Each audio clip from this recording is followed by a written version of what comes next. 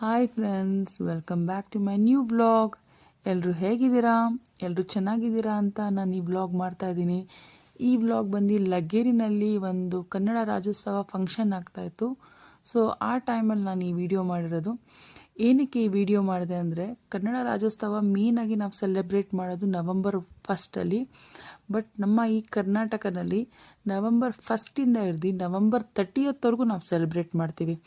So ಅದು part of celebration ಆದರೆ, ನಾವು ಕನ್ನಡ ಅನ್ನೋದನ್ನ ಹೋಲ್ ಇಯರ್ ರೆಸ್ಪೆಕ್ಟು ಫುಲ್ಲಾಗಿ ನಾವು ಕನ್ನಡನ ನಾವು ನಮ್ಮಲ್ಲಿ ರೂಢಿಸ್ಕೊಂಡಿದ್ದೀವಿ. ಆ್ಯಂಡ್ ಕನ್ನಡದವ್ರಿಗೆ ಗೊತ್ತಿರ್ಬೋದು ಅವರು ಏನು ರೆಸ್ಪೆಕ್ಟ್ ಕೊಡ್ತಾರೆ ನಮ್ಮ ಕರ್ನಾಟಕದಲ್ಲಿ ಕನ್ನಡಕ್ಕೋಸ್ಕರ ಅಂತ ಅಂದ್ಬಿಟ್ಟು. ಆ ಕನ್ನಡ ಫ್ಲ್ಯಾಗ್ ಆಗಿರ್ಬೋದು, ಕರ್ನಾಟಕದು red and yellow flag, it indicates, ಏನೇನು ಇಂಡಿಕೇಟ್ ಮಾಡುತ್ತೆ ಅಂದರೆ, ನಮ್ಮ ಈ ಅರಿಶಿನ ಕುಂಕುಮನ ಈ ಕನ್ನಡ ಫ್ಲ್ಯಾಗ್ ಇಂಡಿಕೇಟ್ ಮಾಡ್ತದೆ. ಅದು ನಾನು ಅಂದ್ಕೊಂಡಿರೋ ಪ್ರಕಾರ, ಬಟ್ ಬೇರೆಯವ್ರು ಏನೇನಕ್ಕೆ ಇಂಡಿಕೇಟ್ ಮಾಡ್ತಿದ್ದಾರೆ ನನಗೆ ಸೀರಿಯಸ್ ಆಗಿ ಗೊತ್ತಿಲ್ಲ. ಬಟ್ ಸ್ಟಿಲ್ ಆ್ಯಸ್ ಎ ಕನ್ನಡಿಗ ನಾವು ಈ ಅರಿಶಿನ ಕುಂಕುಮ ಅನ್ನೋದನ್ನು ಇಂಡಿಕೇಟ್ ಮಾಡ್ಕೊತಾ ಇದ್ದೀನಿ. ಆ್ಯಂಡ್ ಮೇನ್ ನಾವು ಇನ್ನೊಂದು ಏನು ನೋಡ್ತೀವಿ ಅಂದರೆ, ಕನ್ನಡ ರಾಜ್ಯೋತ್ಸವದಲ್ಲಿ auto drivers are the first person ಎಲ್ಲದಕ್ಕೂ ಮುಂದೆ ಬರೋದು.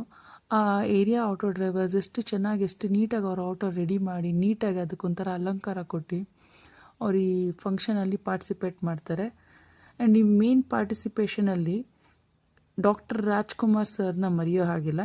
ಎಲ್ಲೆಲ್ಲಿ ಅವರ ಸ್ಟ್ಯಾಚ್ಯೂ ಇರುತ್ತೆ ಅಲ್ಲಲ್ಲಿ ಹೋಗಿ ಆಟೋ ಡ್ರೈವರ್ಸು ಅವ್ರವ್ರ ಆಟೋ ನಿಲ್ಲಿಸಿ ಅದೊಂದು ಗೌರವ ಮರ್ಯಾದೆ ಕೊಟ್ಟು ಪೂಜೆ ಮಾಡಿ ಈ ಕನ್ನಡ ರಾಜ್ಯೋತ್ಸವ ಅನ್ನದಾನದಿಂದ ಎಂಡ್ ಮಾಡ್ತಾರೆ. ಮೇನ್ ಇಂಪಾರ್ಟೆಂಟ್, ಅವರೆಲ್ಲರೂ ಒಂದು ಅಮೌಂಟ್ನ ಕಲೆಕ್ಟ್ ಮಾಡಿ ಅನ್ನದಾನ ಮಾಡಿ ಆಮೇಲೆ ಅವರವರ ಆಟೋ ಡ್ರೈವಿಂಗಲ್ಲಿ ರ್ಯಾಲಿಗೆ ಹೋಗ್ತಾರೆ.